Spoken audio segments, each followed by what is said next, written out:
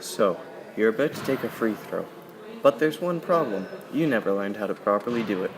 Well, one way you can avoid that is by watching this very educational video all the way through. But first, a quick word from our sponsor.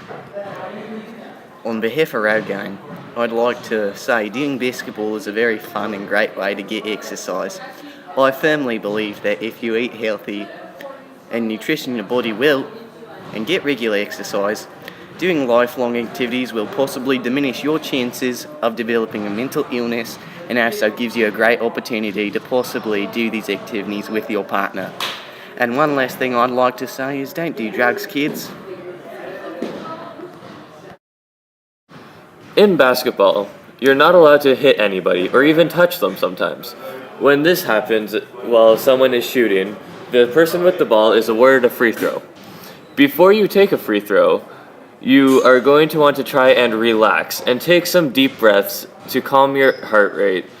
And usually you will have some sort of routine to go through to accomplish this.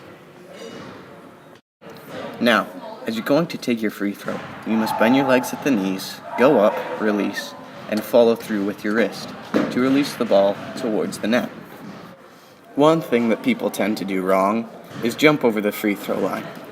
In basketball, when taking a free throw, you are not allowed to jump over the free throw line until the ball has hit the rim.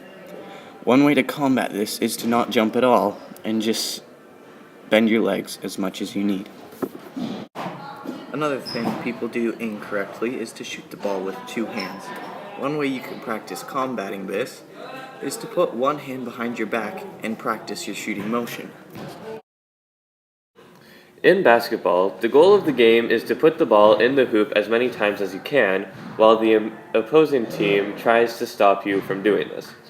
While you are moving with the ball, you must be dribbling at all times, and you can only dribble with one hand, or else that is called a double dribble. If you are running with the ball without dribbling, that is called a travel. An offensive strategy that some people use is called the 5-out offense. This is where you have all 5 players outside the 3-point line and spread out even, and the person with the ball passes to somebody and moves towards the net.